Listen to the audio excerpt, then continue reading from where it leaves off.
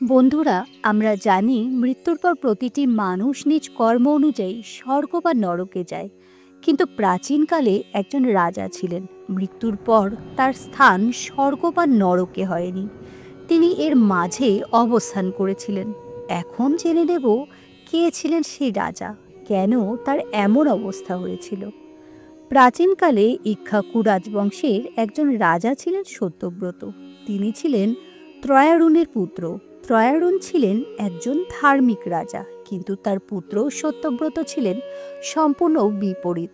রাজা ত্রয়ারুণের প্রধান পুরোহিত ছিলেন ঋষি বশিষ্ঠ। একবার রাজকুমার সত্যব্রত এক ব্রাহ্মণের বিয়েবাড়িতে প্রবেশ করেন এবং তার কুলবধূকে বলপূর্বক তুলে নিয়ে যান। রাজা সেটি জানতে পারলে ঋষি বশিষ্ঠ দেবের পরামর্শে রাজকুমারকে প্রাসাদ থেকে বিতাড়িত করেন। এরপর সত্যব্রত বনে গিয়ে নিম্নবর্ণের মানুষের মতো জীবনযাপন করতে লাগলেন। রাজার যখন নিজ কর্মের জন্য অনুশোচনা হয়, তখন তিনি বশিষ্ঠের কাছে তার রাজ্য অর্পণ করে তপস্যা করতে বনে চলে যান। এই সময় প্রায় 12 বছর ধরে বৃষ্টি না হওয়ায় রাজ্যে দুর্ভিক্ষ দেখা দিল। এই একই সময়ে ঋষি বিশ্বামিত্র বহু বছর ধরে তপস্যা করছিলেন, ফলে তার স্ত্রী ও সন্তানেরা খুব কষ্টে দিনাতিপাত করছিলেন। এমতাবস্থায় সত্যব্রত তাদের দুরবস্থার কথা জানতে পেরে ঋষি বিশ্বামিত্রের আগমনের পূর্ব পর্যন্ত তাদের পরিবারের অন্ন সংস্থান করবেন বলে প্রতিশ্রুতি দেন। প্রতিশ্রুতি মতো তিনি প্রতিদিন পশু শিকার করে তার মাংস একটি গাছের মধ্যে তাদের জন্য বেঁধে রেখে আসতেন।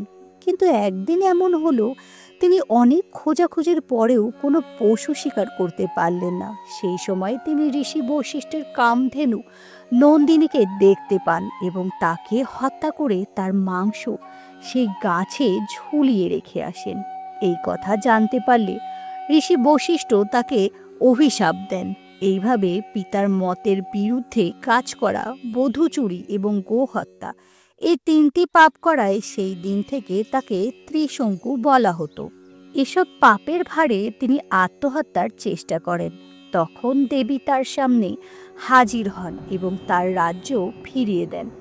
অতঃপর রাজা ত্রয়রুণের মৃত্যুর পর ত্রিশঙ্কু রাজপদ গ্রহণ করেন। বৃদ্ধ বয়সে পুত্র হরিশ্চন্দ্রকে রাজ্যের শাসনভার অর্পণ করে সত্যব্রত ভাবতে লাগলেন যে তিনি জীবনে অনেক পুণ্যকর্ম করেছেন, তাই তার স্বর্গ লাভ করা উচিত। ত্রিশঙ্কু ঋষি বৈশিষ্ট্যকে তাকে সশরীরে স্বর্গে পাঠানোর জন্য এক যজ্ঞের আয়োজন করতে অনুরোধ করেন। বশিষ্ঠ বললেন, এটা তার পক্ষে অসম্ভব। কারোর পক্ষে এই নশ্বর দেহ নিয়ে স্বর্গপ্রাপ্তি সম্ভব নয়। এরপর তিনি ঋষি বশিষ্ঠর পুত্রদের এই যজ্ঞ আয়োজন করার অনুরোধ করেন, কিন্তু তারাও তা করতে অস্বীকার করেন। তারা বললেন যে কার্য সম্পাদন করতে তার পিতা অসম্মত হয়েছেন, সেই কার্য তারা কখনোই করতে পারবেন না। এই কথা শুনে ত্রিশঙ্কু ঋষি বশিষ্ঠ ও তার পুত্রদের সম্পর্কে নানা কটু কথা বলতে লাগলেন। তখন বশিষ্ঠের পুত্ররা তাকে চণ্ডাল হওয়ার অভিশাপ দিলেন, ফলে তিনি চণ্ডালে পরিণত হলেন। কিন্তু নিজ লক্ষ্যে স্থির রেখে সত্যব্রত তখন ঋষি বশিষ্ঠের প্রতিদ্বন্দ্বী ঋষি বিশ্বামিত্রের কাছে যান। বিশ্বামিত্র তাকে সাহায্য করতে রাজি হন।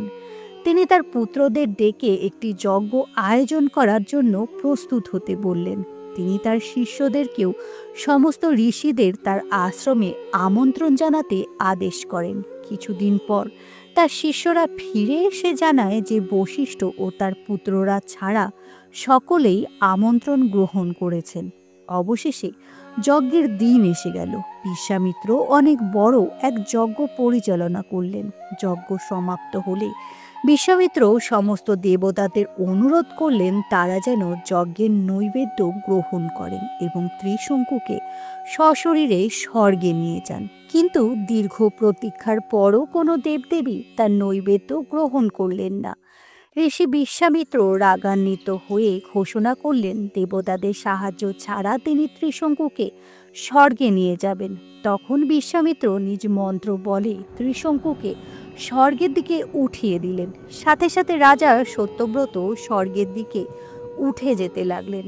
সত্যব্রত স্বর্গের দ্বারে পৌঁছালে ইন্দ্র ও অন্যান্য দেবতারা তার প্রবেশে বাধা দেন এবং বলেন যে রাজা তার পিতা দ্বারা পরিত্যক্ত এবং গুরু দ্বারা অভিশাপিত ও প্রত্যাখ্যাত, স্বর্গে তার কোনো স্থান হতে পারে না। এরপর দেবরাজ ইন্দ্র তাকে মর্তে ঠেলে ফেলে দেন। ত্রিশঙ্কু যখন নিচে পড়তে লাগলেন তখন বিশ্বামিত্রকে বাঁচানোর জন্য অনুরোধ করলেন। বিশ্বামিত্র তার মন্ত্রশক্তি দ্বারা মাঝ আকাশে রাজার পতন রোধ করেন এবং ত্রিশঙ্কুকে আবার স্বর্গের দিকে ঠেলতে শুরু করেন।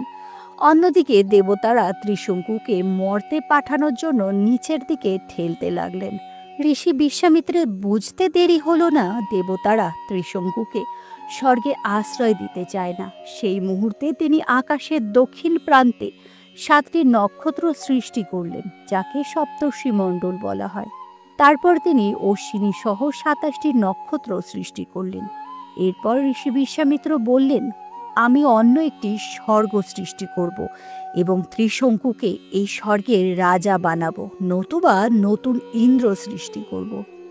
এইভাবে তিনি একটি নতুন স্বর্গ তৈরি করতে লাগলেন। এতে সমস্ত দেবতাগণ বিচলিত হয়ে বিশ্বামিত্রকে বললেন, এই ত্রিশঙ্কু গুরু দ্বারা অভিশাপিত হয়েছে, তাই তার স্থান স্বর্গে হতে পারে না। আপনি এই স্বর্গ নির্মাণ বন্ধ করুন।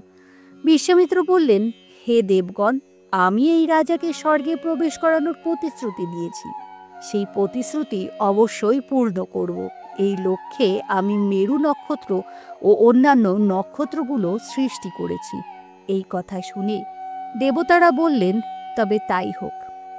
আপনার দ্বারা সৃষ্ট স্বর্গ একই স্থানে স্থির থাকবে। সেখানে উজ্জ্বল নক্ষত্রগুলির সাথে ত্রিশঙ্কু মাথা নিচের দিকে রেখে ঝুলে থাকবে।